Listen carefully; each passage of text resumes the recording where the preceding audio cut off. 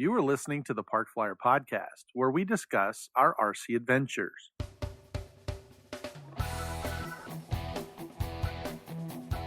Welcome to the Park Flyer Podcast, where we discuss the ups and downs of the new RC Flyer. Join your hosts, Michael and Jay, as they take flight at the park. Now on with the show. Hello, everybody. Welcome to the Park Flyer Podcast. I'm Michael from Arizona, and with me always are my good friends, Jay from the hills of Texas. And AK Mike in Texas. What is going on? I will tell you that if you're watching us on YouTube, you will see that I am not in my normal location. No, you're in your super secret bunker, hidden in the hills super secret of the Rocky Mountains, I think is where it's somewhere. I am. Some undisclosed I'm location. In Denver. That is correct. I'm in Denver, and I'm actually visiting some friends here. But before we get started, let's give a shout out to our sponsors, A-Power Batteries. They are amazing batteries. That's right. If you haven't used them, jump onto rcbatteriesusa.com, type in PFPC10. That'll get you a discount for the Park Flyer Podcast. Once again, A-Power Batteries, rcbatteriesusa.com. We love them here, and I suggest you give them a try and see how they perform, and then let us know. Also, 3daeroventures.com. You can type in Park Flyer and get 15% off of your downloadable new airplanes. We're pretty excited about that. Oh, Ventures.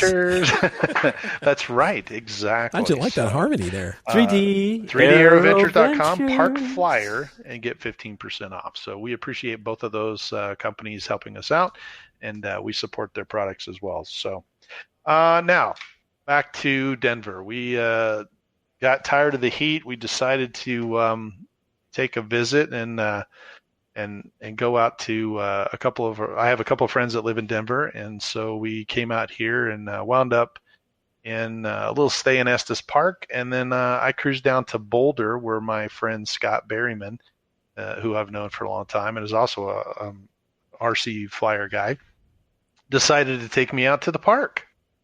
Oh, so that was nice. Very interesting. Yeah.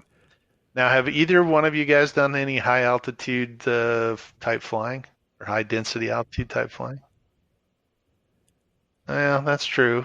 That's right. You went up to New Mexico, so you had a taste of it a little bit. Yeah. Yeah. Well.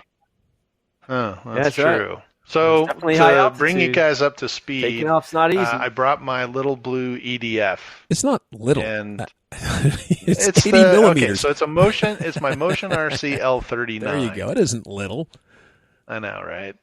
And if you remember from a couple of podcasts ago, we talked about Jay and his visit. We wound up actually swapping the motor on the L39 to the new HET motor. And we did that when Jay was up here last time, I think. We kind of dropped it in there. Well, this is the first time I hadn't been able to fly it since then. And, we jumped in, the motorhome. We came out here, and so we're kind of hanging out. And I brought it. I brought my batteries, my charger, and this L39, thinking that it's a good airplane to have, and I fly it all the time anyway.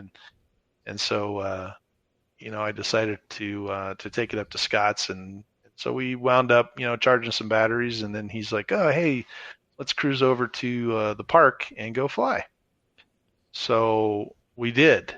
We jumped in the car, grabbed a bunch of batteries. We took his Radian. Is that what it is? Yeah, Radian. Okay. So I think he's got a Radian and a Radian Pro. We grabbed the Radian, and then we grabbed another little Park Flyer, and then we grabbed the L39, and we went to this park. And let me tell you, if you haven't been up in the Rockies, with RC stuff, it is amazing. I have never attended Wings Over the Rockies or something like that. It's a jet event down here, but I think I'm going to put it on my calendar because that is really cool. Just the setting, being able to fly next to these mountains, and most of on the western side of the Denver towards the Boulder area. There's it's actually in Golden, Colorado, just north of Golden, but there's a park in there, And we went up to the park, and there's this huge mountain right in front of us, and there's a big, huge open area, very similar to the one that I have here in Arizona, right? But there's no houses and no trees. It's just a big, beautiful green grass. Well, there's your first hint. Green grass. Mm-hmm. That's something you know isn't rare. I'm not used to that. No. Yeah, no, I'm not used to that at all.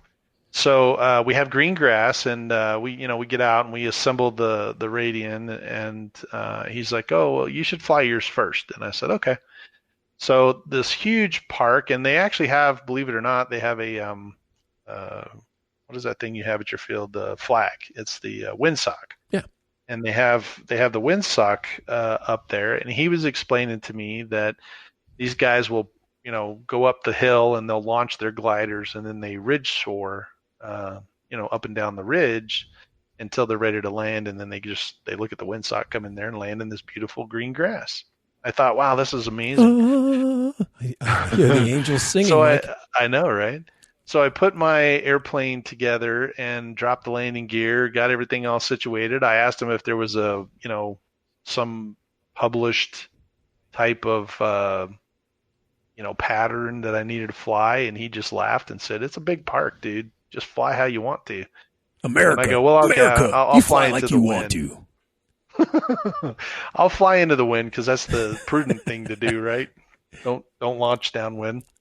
And so I'm not really sure what to expect because I have this new HET motor and I've never flown it. So this is kind of the remaiden of this HET motor. And so I walked over and I put it down and I walked back to where we were standing and I was like, "All right, here we go." And I gave it full throttle.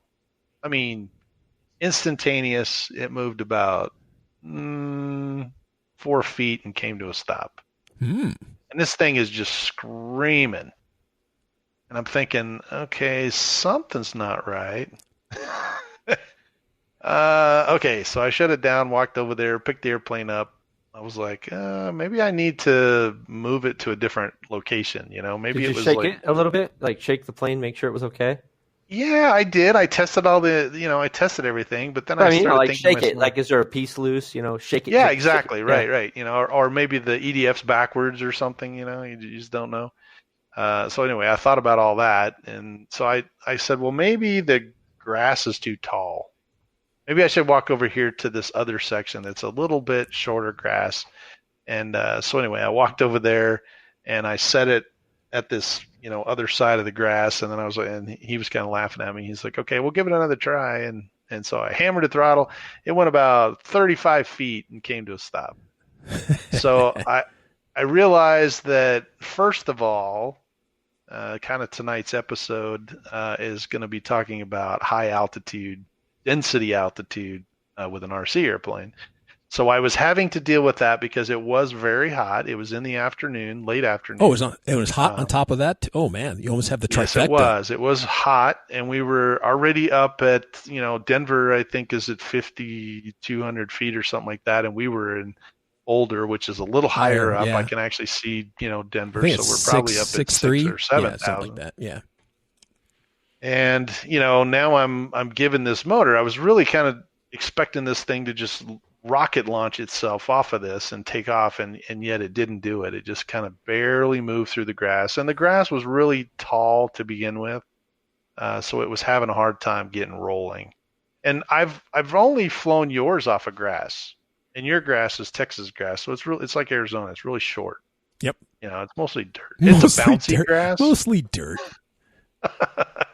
Well, you know what I'm saying. Right. It's a short, you mow it really short, and then, it's got kind of clumpy grass in it, so it's a little bouncy. This was just a beautiful, like, very well manicured, maintained, but it's that blue, I don't know what they call it, fescue grass, I think, if you're whatever. But anyway, it's real tall blades. They're real thin, but they're real thick, and that didn't sound right. The blades are thin, right? The blade of grass is not thin. I know, right? The blade of grass is thin, but they're really close together, so it's almost like a plant, And anyway, it made it very difficult to get it airborne. So I told him, I was like, that's okay. I really need a runway for this. And he goes, "Oh, well, we have one of those." And I'm like, "What?"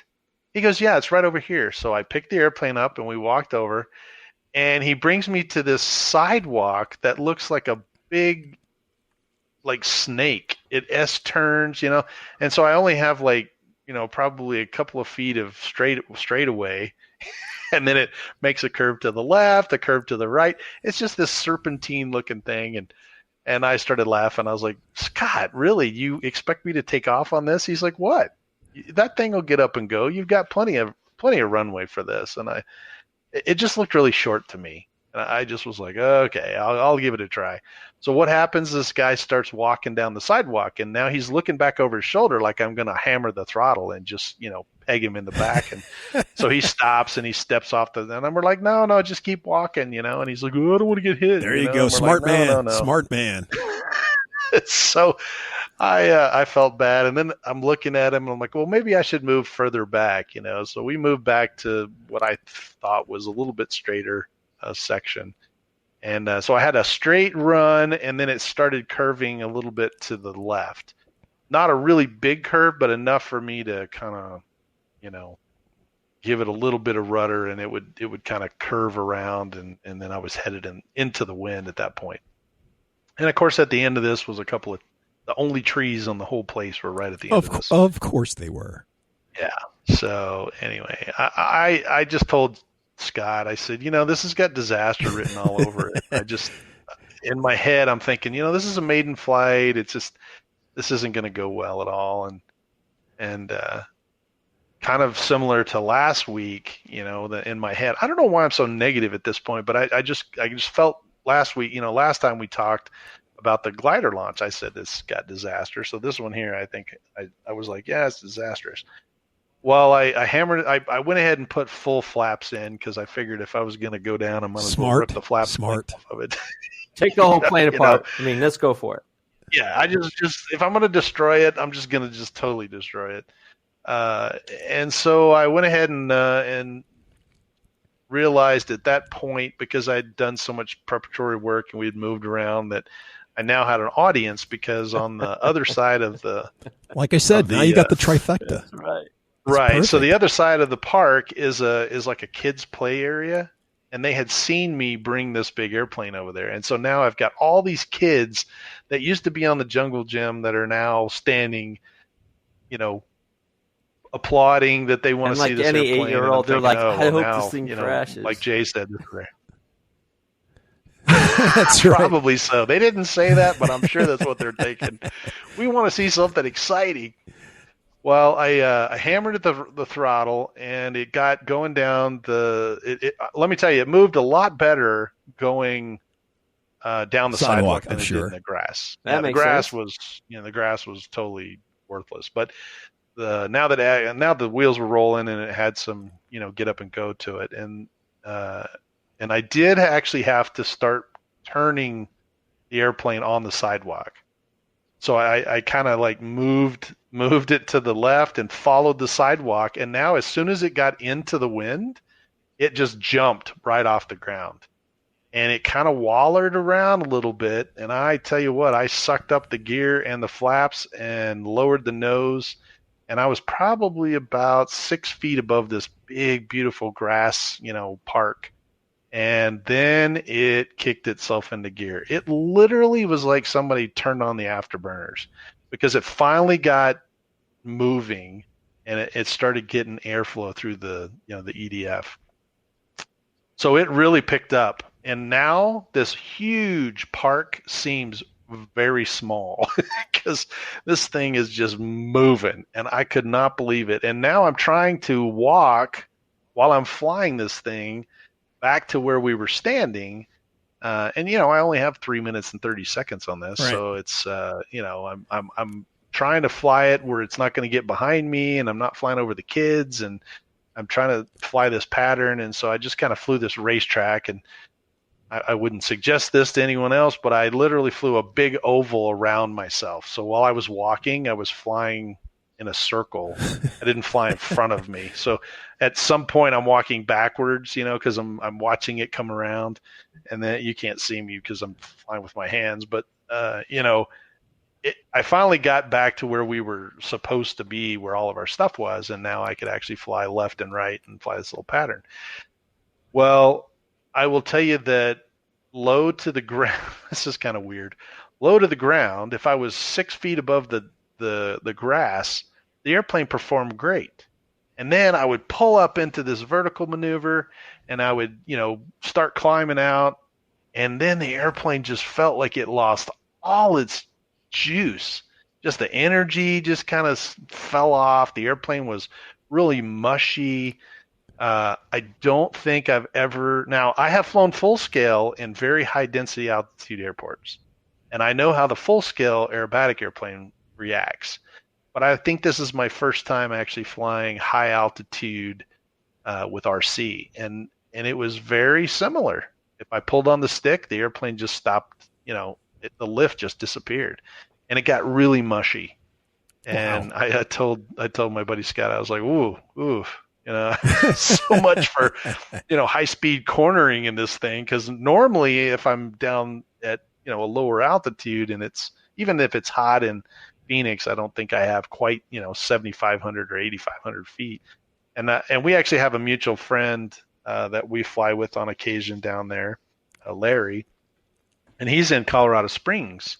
And so he flies and he always talks about how his airplanes have so much less performance when he's in Colorado than they are when they're in Arizona. And I didn't, I understood what he was talking about because I'm like, oh yeah, well the density altitude is really high there, but I'd never really experienced it until now. So it was very interesting for me. I went around, I did like the way the motor performs. Jay, it is amazing. It is way faster. Nice. It does push that little airplane even in it'll be interesting for me to get back down to a lower altitude, when it's cooler in Phoenix and see how it performs. But I was really surprised at this HET motor. It did really push it hard through the air. So, and anyway, finish up my story. I came around, dropped the landing gear. I slowed down to what I normally would slow down at. And all that came back in the back of my head was, oh, criminy, you're in Denver. Power. So, yeah, full flaps, landing gear down, idle thrust, not such a good idea with high altitude. And you know what? I fly real airplanes for a living, and when you come into Denver, I've landed here hundreds of times. You just don't pull the power. You kind of hold the power in there, keep your speed up, that kind of thing. And we have, in the past had incidences where people have had tail strikes because the airplane kind of fell out of the sky kind of thing. So needless to say, the landing was just a greaser, but I did hammer the throttle to get it moving forward instead of just coming out of the sky like an elevator. But that grass, man, it just touched down and just whoosh, came to a stop. It had arrestor. It was arrestor grass, huh? Like a arrestor. It did. I had arrestor grass. Arrestor hook grass. Yeah, it was kind of interesting. So, hey, I got a quick question. So do you think that you could have been, since, this is not a scale model, but you know what I mean? It's when you're looking at it's an 80 millimeter EDF. Yeah. 80 millimeter. So do you think that you might have been like right on the cusp of where that thing could operate, altitude wise? Because like you said, when you were down 6 feet, well, let's say that was, let's say it was 6,300 feet or something. And then when you were climbing out, all of a sudden you broke 6,500. And then all of a sudden, because of the way the air density goes, it dropped off enough that you were just sucking space. You know what I mean? You were sucking nothing. Yeah. A lot less air. Yeah, and just you were right at that cusp, because you said that the plane performed well, nape of the earth. You climbed up just above the tree line, and the next thing you know, you're what should have been a nice vertical got up there and went. It was definitely gasping for breath. I will give you that. In the vertical itself, as a matter of fact, I tried to tumble it, and it just didn't have the get up and this whole. Normally in Phoenix, whenever I go vertical, I can tumble it. It'll flip about 3 or 4 times, going into the vertical. Right. This one here looked a little bit lethargic. It started to, but it just kind of fell out. And then my recovery was longer because it when what I normally do is just I tumble, and then it's almost an immediate, as soon as the nose is pointed at the ground, I can start pulling, and it just carves right out of it. But this one, you had to actually get it flying again, which took a little bit more of a downline than what I was kind of used to. I really wouldn't do it low to the ground because you're going to run out of space. But to answer your question, it's really something you need to think about. Maybe one of our listeners that lives in Denver that could bring that to our attention. But I don't know what the operating limitation of this particular EDF is. Right.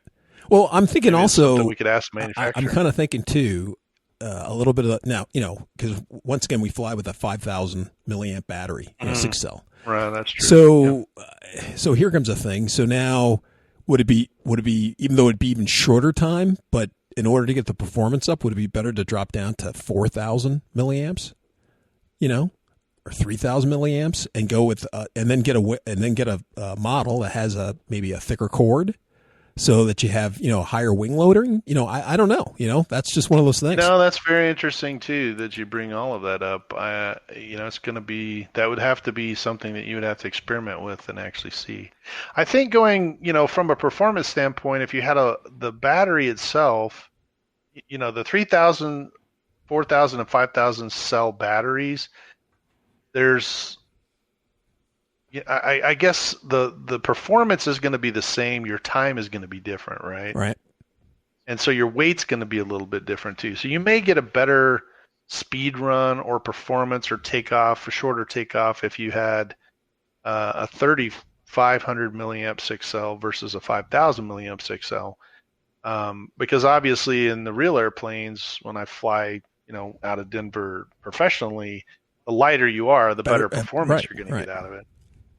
But your time is going to be shorter too. So I don't know if there's probably a trade-off in there. Maybe a 4,000 milliamp would be better, but I don't know.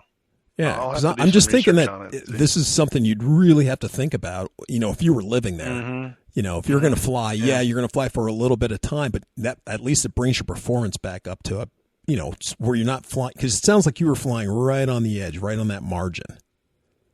You know what I mean? Yeah, it did feel that way, but once again, looking at it, I wasn't a park, I wasn't unfamiliar. We were at a little bit higher altitude than what I would normally have been at. Right. Well, even if I would have gone back down into Denver, I think it was probably. Let me ask you this: so if you were flying, lower. mine right back there, you could see it on the rack, and we were flying with the bigger, fatter batteries that I have, and they're 52 or 5,500. 55, yeah, the 5,500. And you already know what a difference that makes here. So could you imagine that in that airplane up there and what you were flying in? Just how much, even though it doesn't sound like much, look how much that would make a difference in flying it. So yeah, I think it would make a difference in the fact that it's going to. I can tell you that yours weighs a lot with those bigger 5,500 milliamp batteries. The performance, you don't get more, thrust out of it because you have 500 more milliamps out of it. You just I realize that it's more of you get to fly just a little bit longer. Right. But But like I would say basically that if you had those bigger batteries, getting a good run to get off the ground may be a little bit harder, and then when you did get it airborne, maybe that weight would carry you downhill so you could keep that energy up, but I don't think you could get as vertical. Well, it sounds like what you need I think the trade-off between thrust and weight, I think the weight's going to counteract. Yeah, you're not going to have enough I think thrust. In order to cure this problem, it sounds like everything needs to be JATO assisted. That's an easy fix for it. That's true. Actually, Mike did that on your. What did you do that on, the JATO assist? It was on the Messerschmitt that he had. Was it the Messerschmitt? Yeah, it had a rocket engine in it. Yeah, it did. But that was part of its design, though. I mean, it was originally designed that way. I didn't modify it that way. Yeah. Yeah, that's true. You didn't modify it. Those Germans were smart. It was pretty cool, though. It was pretty cool. It didn't really give it any this big juice, like a big punch of power. It did, actually. It did.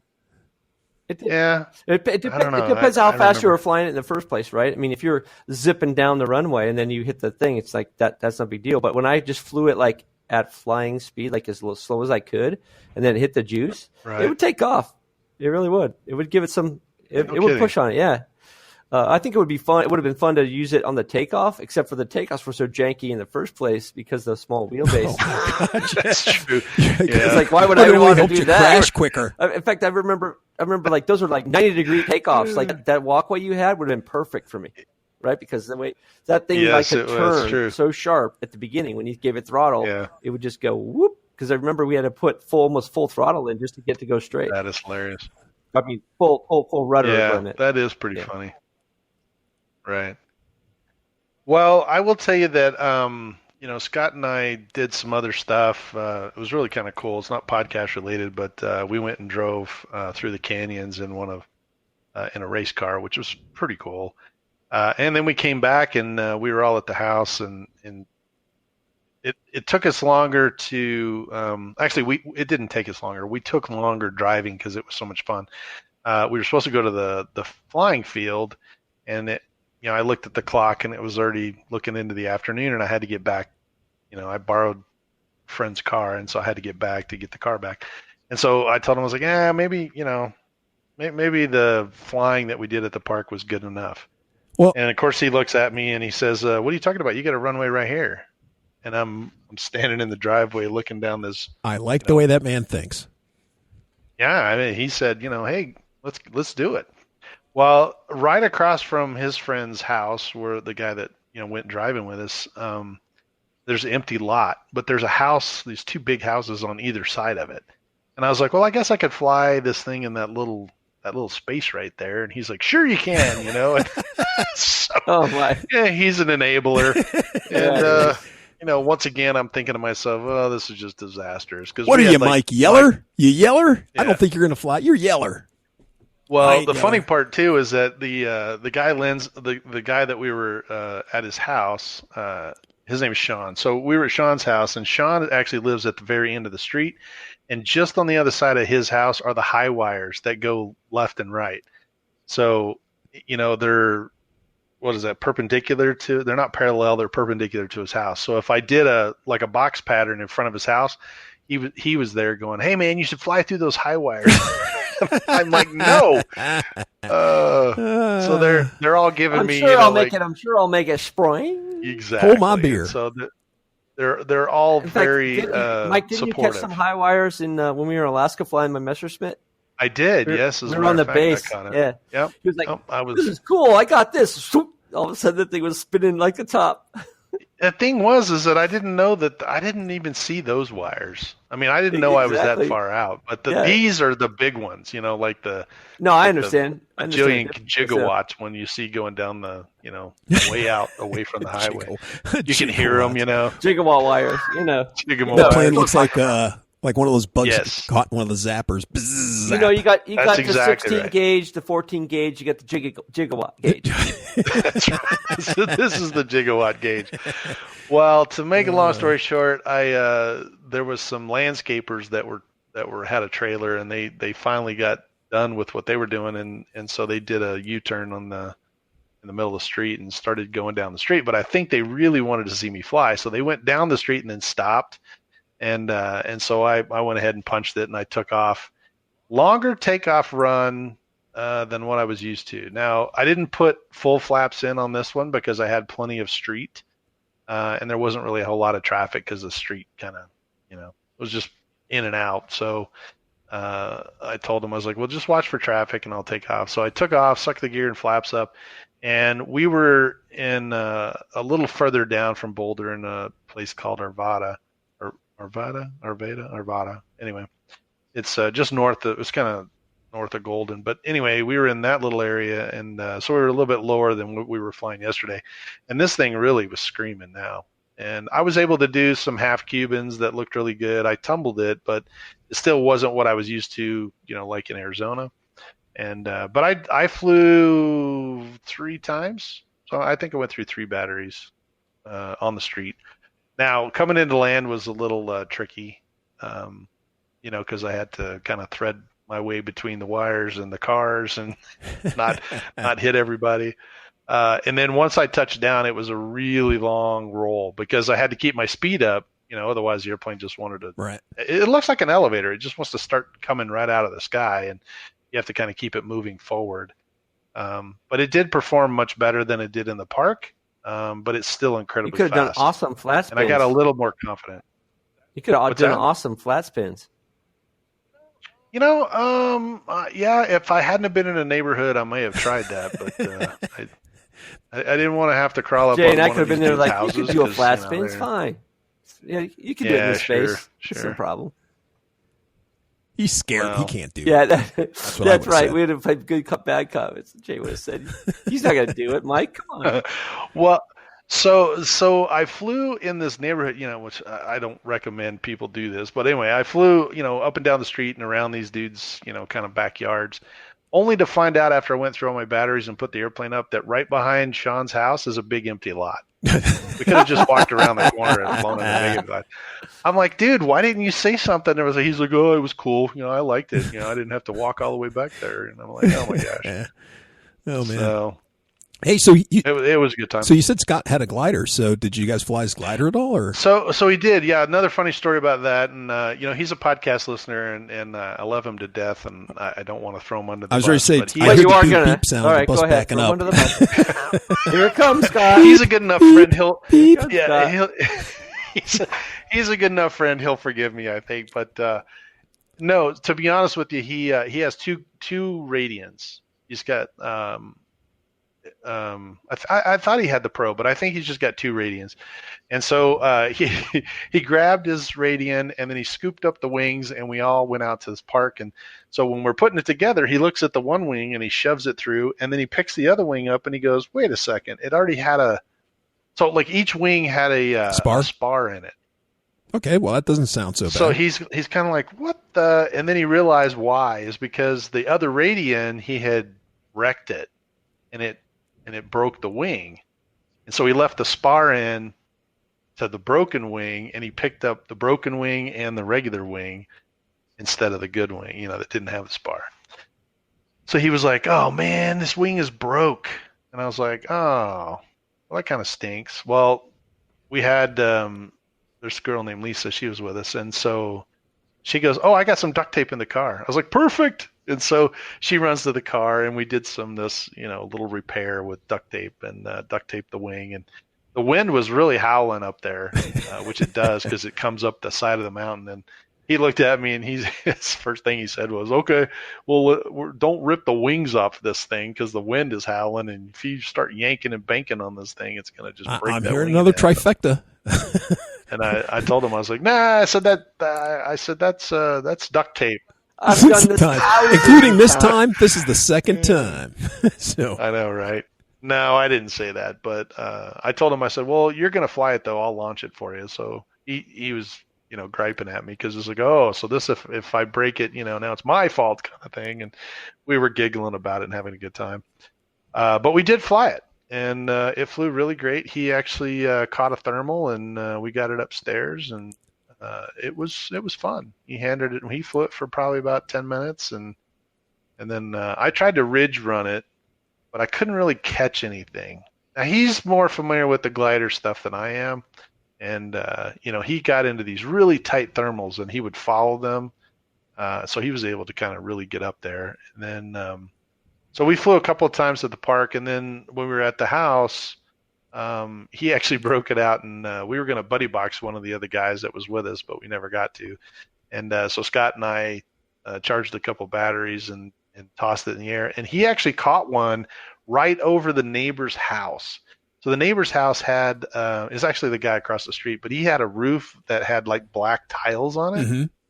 and we launched in the empty, the little empty lot that was between the two houses. Oh, now you go to the lot. Huh. See how that goes. Well, yeah, I was flying over that too, but he launches over that, and then he caught one over the roof of the guy across the street.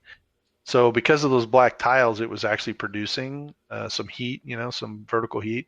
And he got in this real tight spin and just was like, it was like a little elevator going up. And he's like, hey, come here. And he's like, here, see if you can stay in it. And so I tried. It's kind of weird because he was really tight, like a spiral, like a real tight spiral. Mm-hmm. And it was like climbing, and then I don't think I continued to move with the thermal. I think I got out of it. Yeah, because if there's any wind, it's going with the wind, right? So. Yeah, and there was a little bit of a wind. So anyway, I popped out of it, and then you could immediately, the nose drops, and the airplane's kind of doing this little pitchy thing, and I'm trying to get it back under control because it was in this tight spiral, and it was climbing, and now it's not, so it wants to try and get its airflow again. And so anyway, he's like, "Oh, see if you can find another one." So I flew around and I tried to catch one or two, and I got it into the spiral, but then my spirals were too wide.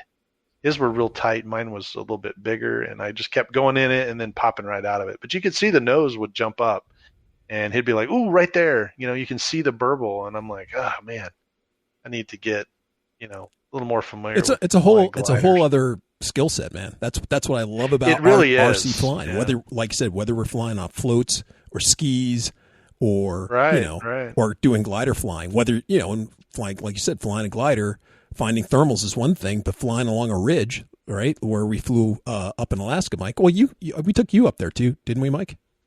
Yeah, actually right. we flew on that ridge out over the bay. Yeah. And you just chunk it out there and fly around, and then just come zooming back and forth. That was easy. I mean, because you're ridge flying.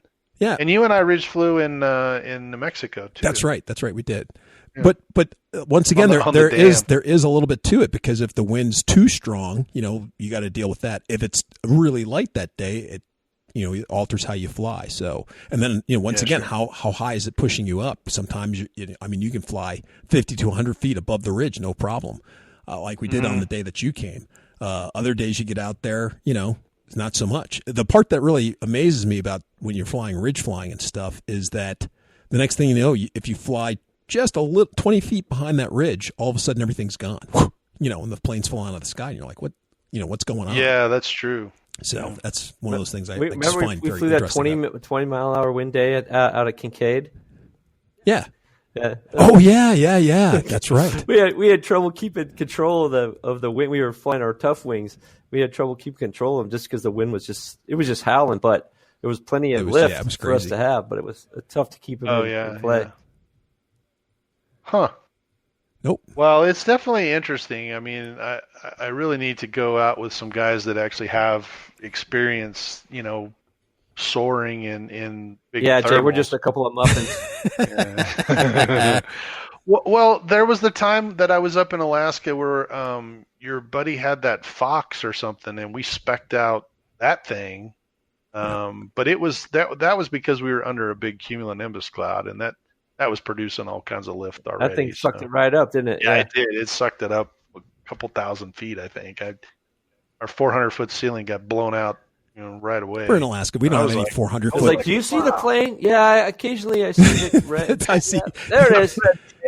Yeah, those days kind of scare me. Are you going down or up? I think I'm going down, but I'm not sure. Yeah, those days I kind of hate, because you blink. You're staring at it for so long, and then you blink or you do whatever, or you cock your head, and then you look back and you're like, oh crap, I don't see it. It's just, don't panic. Make a turn, do something. Oh, I see a flash. There it is. My goodness.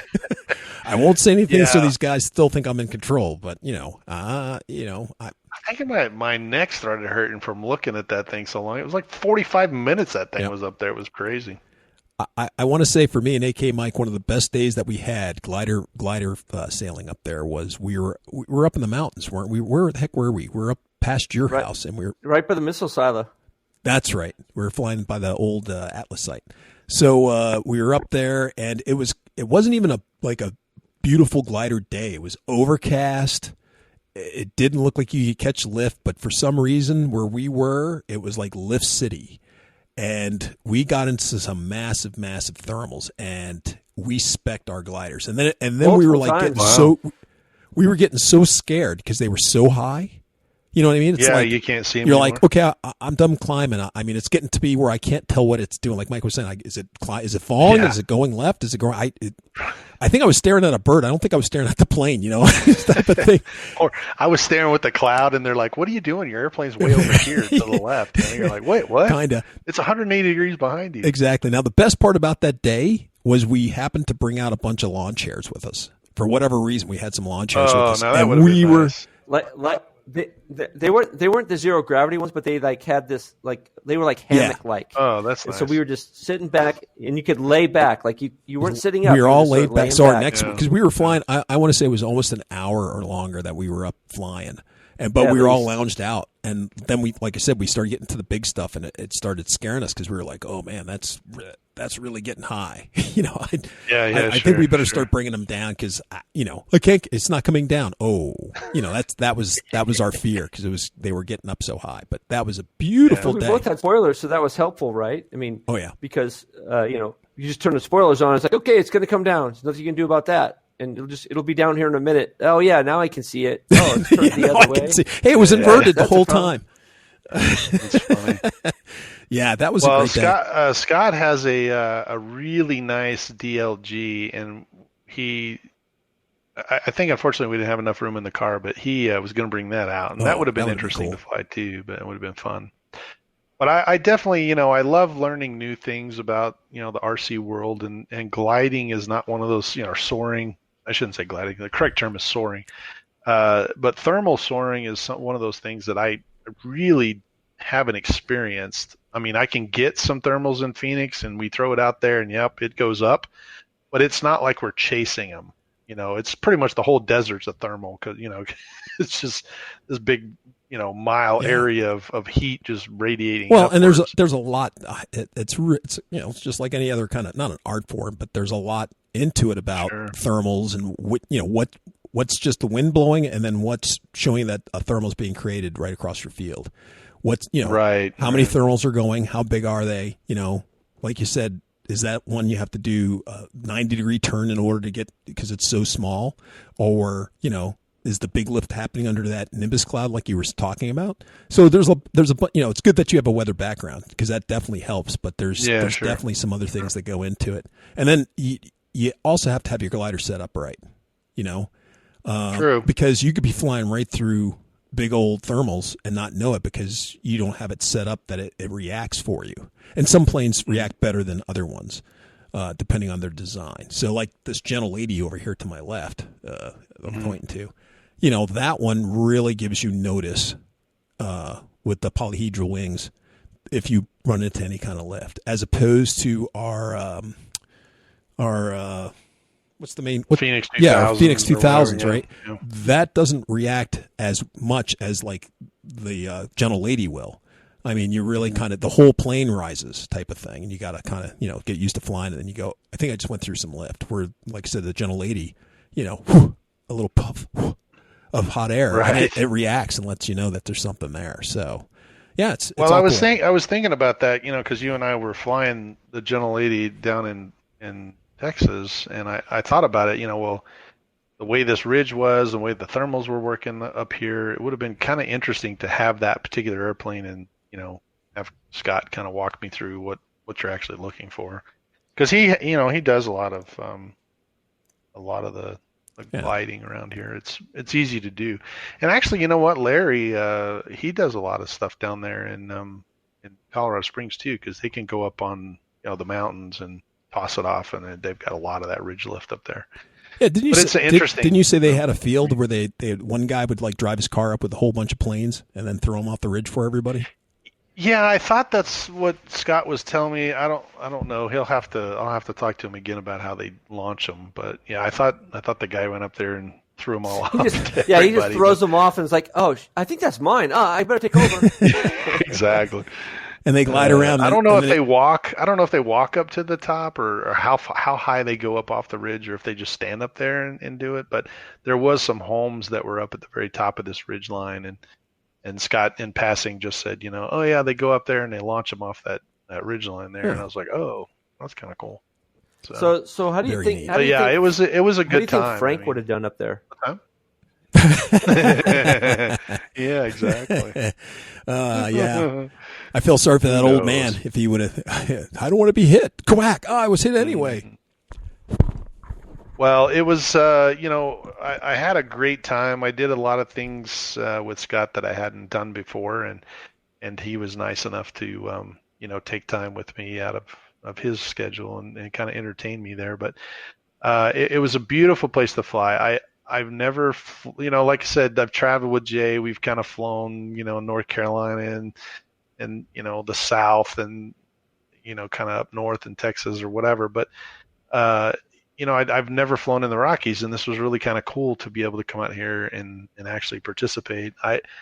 I do know that he kind of pointed out there's another field down here, Chatfield, I think is what they call it, and that's where they fly their turbines.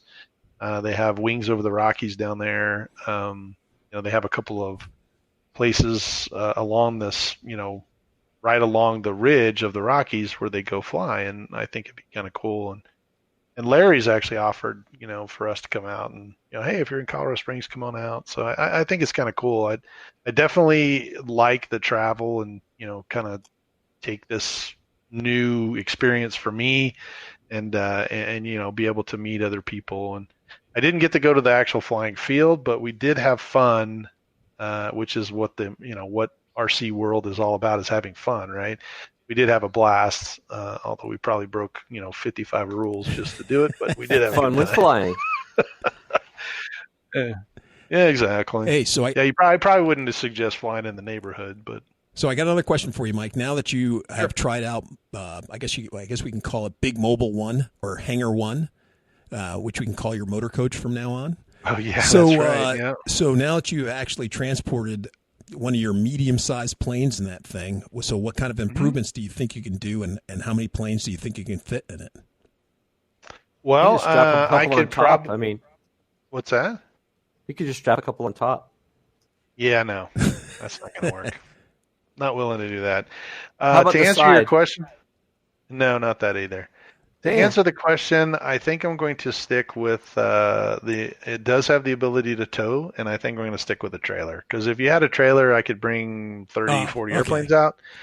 But actually I will tell you that the first kind of leg of us coming out here, it rode inside with us.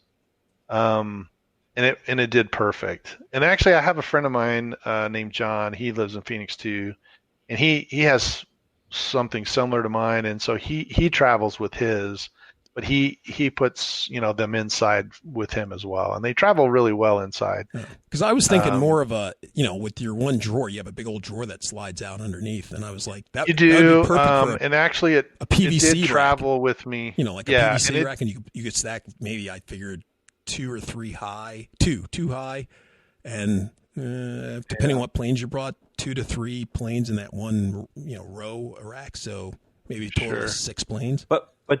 But Jay, those are for the dead bodies. The little tray that rolls out. I do have, I don't know, they call it a basement, but there's doors underneath the coach. And so what Jay's talking about is it's got a tray that slides out so you don't have to kind of get in there. But I will tell you that the L39 did travel under there, and it is in the middle, so that doesn't get a lot of, bounciness in there. But I put my battery case, and then I set the airplane on kind of on top of it. And when I got to my next stop, I opened it up to check on it, and the battery case had slid around and left the airplane just kind of teetering on the suitcase. So I did realize that stuff does move around down there, and it's not really strapped, but I was able to travel, with the airplane underneath in the little baggage area and stay relatively safe. But I don't know if I would go long distance around with it. We didn't go very far with it underneath like that. If I was on a really bouncy road, I think it would, come back a little damaged. But if we had a bunch of tough wings, and I'm thinking if you had certainly all my planes, you just throw them in the bottom there, just toss them right in there. Sure. The Fun Racer that we have, I think that would travel really well in there. The Tough Wings would travel really well. Even like the Phoenix 2000, would travel okay. You'd have to remove the wings because it's not big enough, but it's not a very tall space. So even the L39, the wingspan is just wide enough for me to kind of slide it into that little opening, and then kind of stick it in there. And what I did is I actually cut some of that, that stuff you put in your cabinets to keep your glasses from sliding around. And yeah. What do they call that grippy stuff. We use it for the batteries, right? It's like grippy shelf paper. Correct. It's that really foam grip for the shelf. Well, we use it for battery trays instead of the Velcro. If you put that under your battery, then your battery won't slide around. But that's what I did. I cut a big sheet of that and put it underneath down there so that the airplane wouldn't slide around while we were driving. Ta-da. Yep, that's it right there. There you go, folks. That's what it looks like. That's it.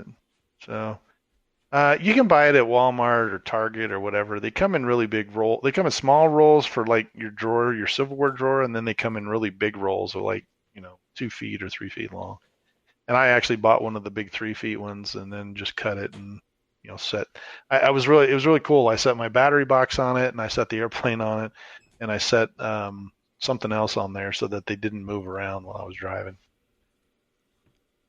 But it's been a good time, and I think that I'm moseying my way down to your direction. So it should be pretty cool because I brought my L-39, and I think if I can make it there in the next by the end of the month or so, we can chase each other around in our L-39s, cool. Which will be the first time. Because normally I fly yours when I'm down there, and you fly mine when you're up here. So, That'll be nice. I don't think they've ever been in the same location at the same time. So you're thinking you might make it down here by the end of the month? I'm hoping so, yeah. Well, cool. So, we'll probably also have another guest with us. Mr. Grasso, our friend from college, may be joining us as well. Oh, well, there you go. He comes out. That'd be kind of cool. Yeah, he has a couple of, he became an instructor, a firearms instructor, and he has a class or two. He's coming out the 19th, I think he's coming out to come see me. And then he said at the end of the month he has another course that he has to teach or do. So very cool. Well, I'm looking forward to it. I mean, like I said, I just got to figure out my work schedule and make sure that I can get where I need to be. But and then I definitely need to come down to Dallas and fly with Mike at some of his fields. That'll be kind of cool. Yeah, well, we'll check out that new field at was it Samuel Goldwyn or something park? Samuel Jackson. I know you keep calling it Samuel Jackson Park. It's not. Samuel Jackson Park. Something else. Yeah. Well, it is kind of neat, and I actually love going to the San Antonio field down there with Jay. I don't know if Mike's been down there, but it is. No, Mike hasn't been down there yet. No. Bill does a great job. He's always been a good host when we move down there, when we come down that way. Yeah. And so, I know we got Bill and Juan who are down there, so that'll be a lot of fun. Yeah. We won't tell them about your key cat, but I know they're listeners, so they already know. Whoops. Well, have you been able to do anything? I feel like I dominated this whole podcast, but what have you done or worked on anything or? Just did a little bit of work on my feather. That my little. Oh, that's right. We didn't talk about that, but when we were down there last time, you actually picked up something. He handed it to me. He's like, "Oh, we're going to build this," and I think it's called I don't know who makes it. It's called a feather. Yeah, Feather 2. Let's hold it up there. Yeah, Feather 2. You can't see it. And it's a little DLG.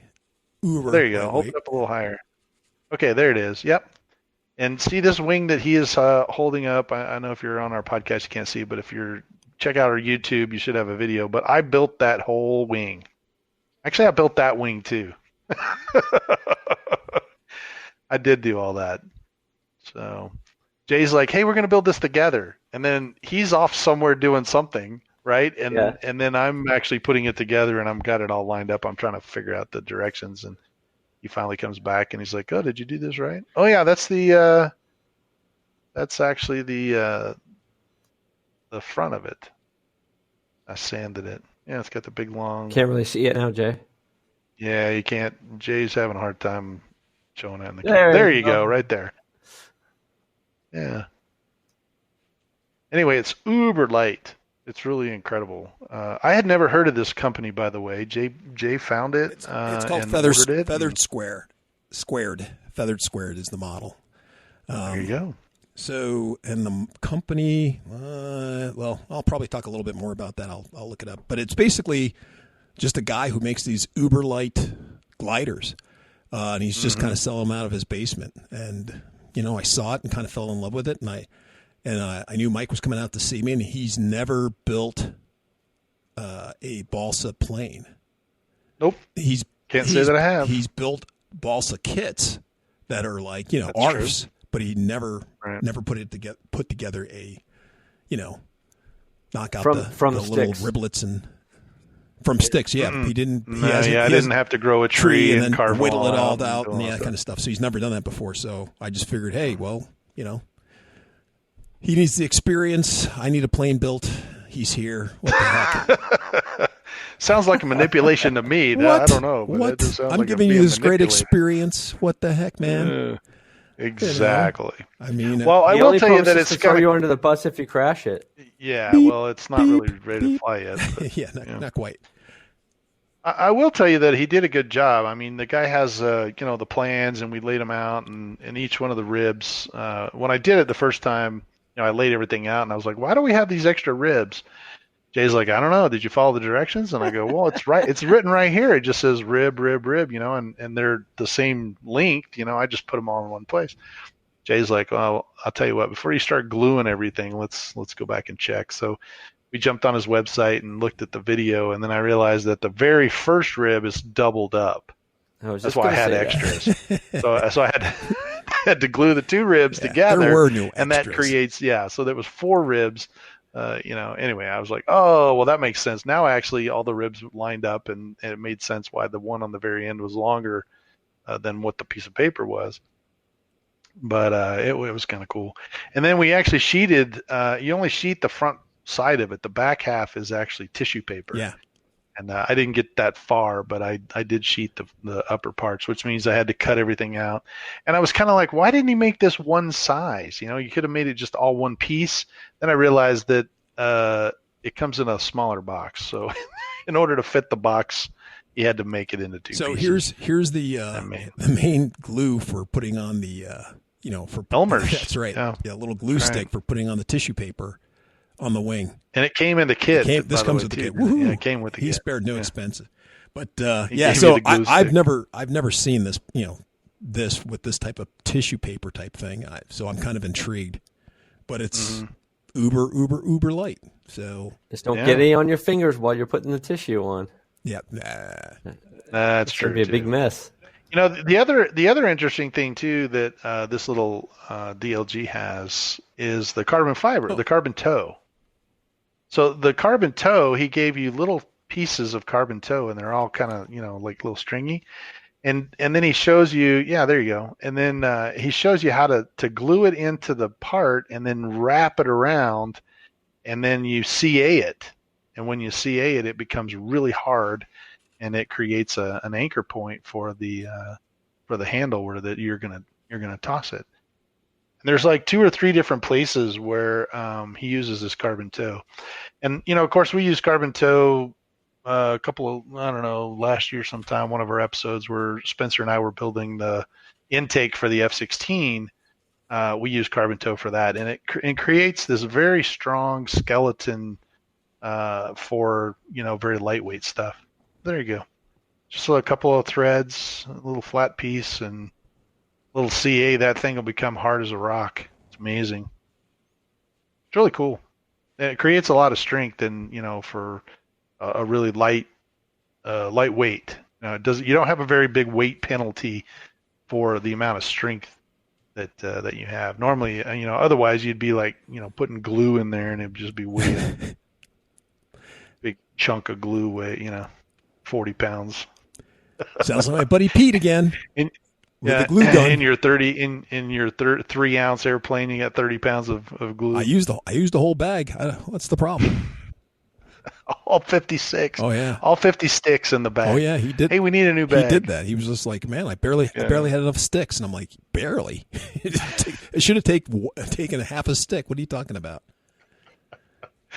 Oh my gosh, that's too funny. Oh, yeah. Pete's hilarious. That's hilarious. Well, what about you, Mike? Were you able to fly at all, or you did some paramotoring stuff? No. The weather's been really kind of again bad. For me, Spencer could probably fly every day here. Yeah. But I can't. I just don't fly very well in the wind that's here. And what I probably need to start doing is get up earlier. Yeah. Just go out in the morning. That's my problem. And take morning flights, and because the afternoons are just going to be all windy and crazy. Sure. So morning's the time to go.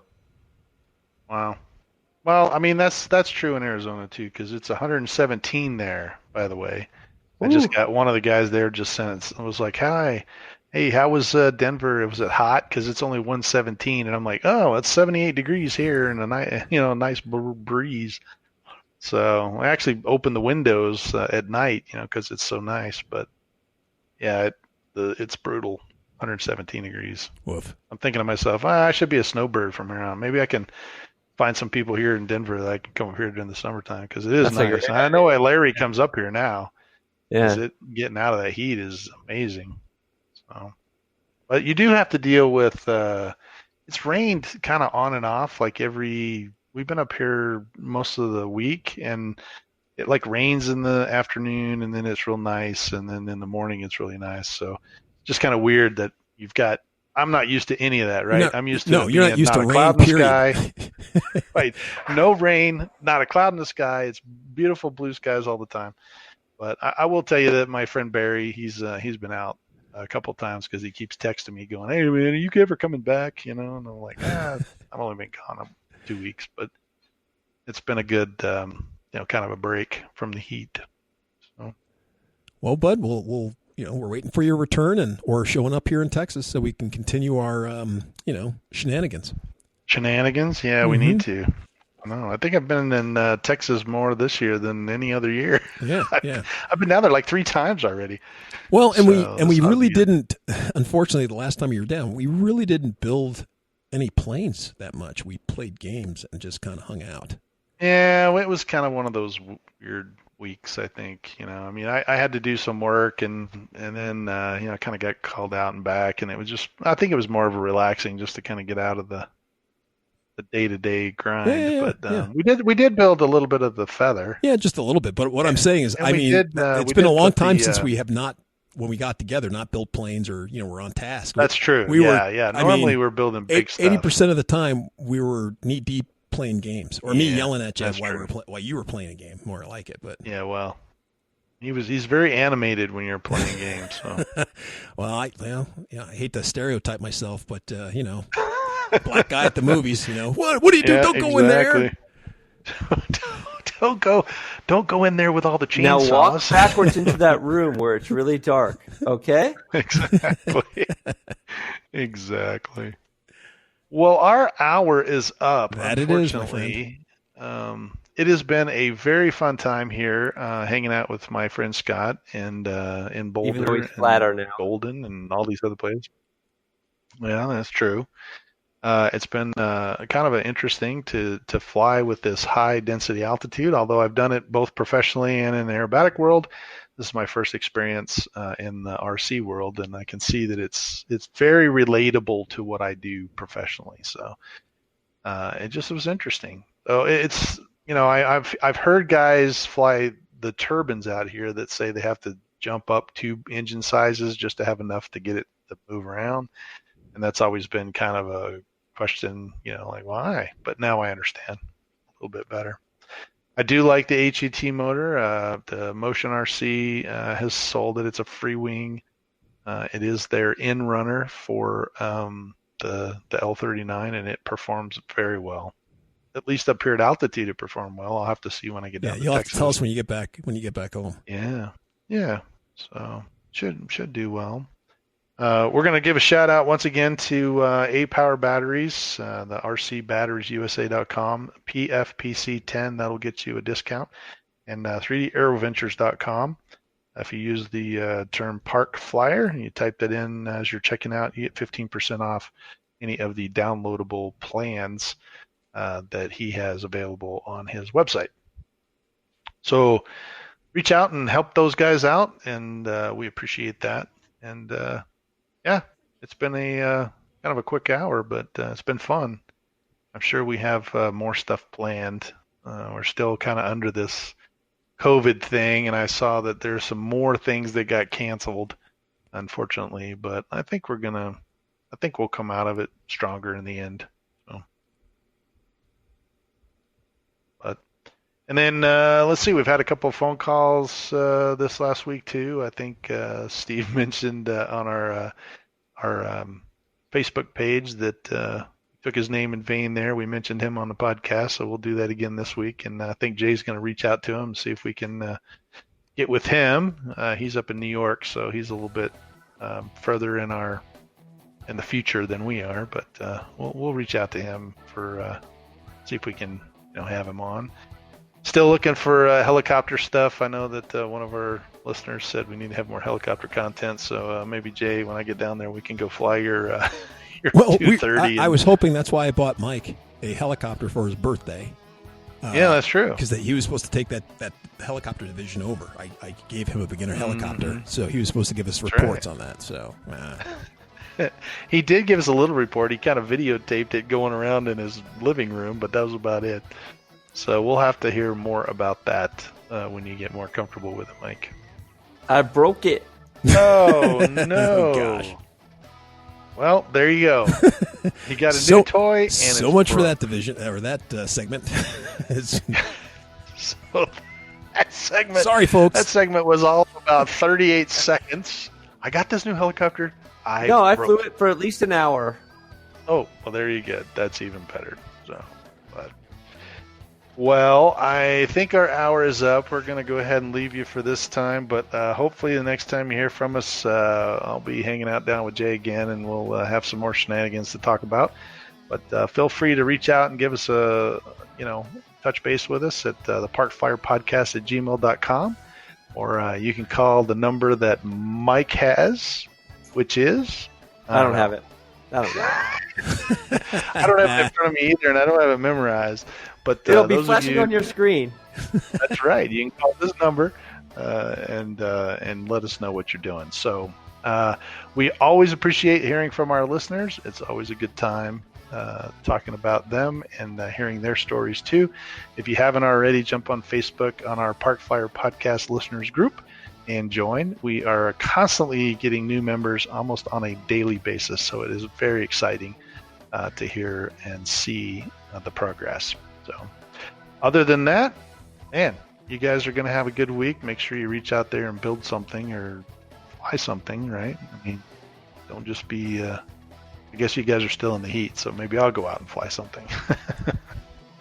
Yeah. But anyway, so I guess from Michael here in Colorado, not Arizona. And Jay from the hills of Texas. And AK Mike in Texas. We will see you in 2 weeks. Let's fly. You have been listening to the Park Flyer Podcast. Thank you for joining us, and we look forward to your next visit. Please give our show a star rating and review, and feel free to email us your questions, topics, or suggestions to parkflyerpodcast@gmail.com.